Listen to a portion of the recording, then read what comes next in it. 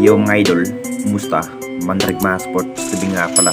Ating pag-usapan, breaking PBA News si Stan nakapag-desisyon magbabalik Hinebra at SMB Abay Jun Marapardo may sinabi tungkol sa mga import.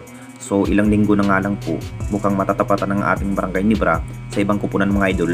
Masasabing ito na nga bang hinihintay ng lahat kung kaya pa nga bang makipagsabay ang ating home team ng barangay Hinebra. Naghahanda na nga lang po ang ating barangay Hinebra ngayong season mga idol. Maraming malalakas ang kanilang makakasupa ngayong paparating na Commissioner Cup kung saan mas kinakailangan pa rin makapaghanda.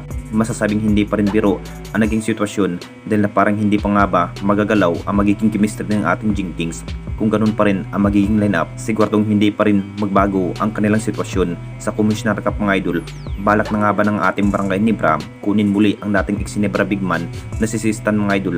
Mas advantage pa rin kapag may Sistan at makakatulong sa nasabing player na si Japet Aguilar mga idol na nagiging factor rin sa bawat galaw itong si Sistan mga idol sa upunan ng ating barangay Hinebra. Kung titignan natin lahat, isa pa rin ang Jinx sa nangangapa sa bawat laban mga idol kung saan mas kinakailangan pa rin na makuha muli ang nasabing player bilang big man na si Christian Stan Hardinger mga idol. Ini-expect na nga rin ang lahat na mahihirapan itong barangay Hinebra sa Commissioner Cup. Kailangan pa rin ang makakatulong ni Japet Aguilar sa 23 mga idol kung bakit hindi pa rin makakangat ang Jinx sa Philippine Cup, kung bakit talo pa rin ang inabot sa semis, hindi pa rin magawang talunin ng SMB. Marami pa rin ang nasasabi mga idol. Nakapag-desisyon ng araw itong si Sistan mga idol na magbabalik Hinebra sa paparting na Commissioner Cup. Magugulat na nga ba ang lahat dito mga idol kapag mapupunta muli ang dating big man ng barangay Hinebra na si Sistan para mas lalo pang magbabalik ang dating lakas na chemistry ng Jinx. At dito na naman tayo sa isa pa nating balita.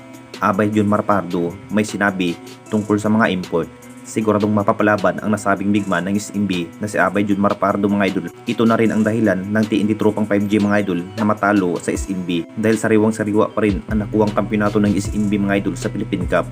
Kung bakit isa rin ang TNT Tropang 5G na hindi matanggap sa pagkatalo sa kamay ng SMB.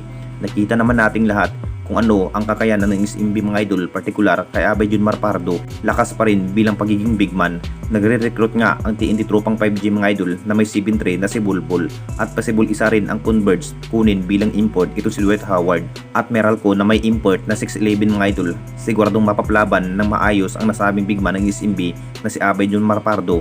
Hindi na rin magawa ni Abay Jun Marapardo tulad nga sa Philippine Cup mga idol dahil walang makakapantay nga sa lakas sa nasabing big man na si Abay Jun Marapardo. Tignan na lang nating lahat mga idol kung magagawa na nga ba ni Abay Jun Marapardo makipagsabayan sa Commissioner Cup. At may sinabi na nga rin ang nasabing big man, siguradong mahihirapan pa rin itong si Abay Jun Marapardo pero gagawin pa rin ang kanyang best performance mga idol para mabigyan nga na magandang laban ng SMB. Masasabik na nga rin ang lahat mga idol kung ano ang kayang gawin sa nasabing big man na si Abay Jun Marapardo sa paparting na Commissioner Cup laban nga sa naglalaking import sa ating liga. Anong masasabi ninyo mga idol tungkol sa ating video?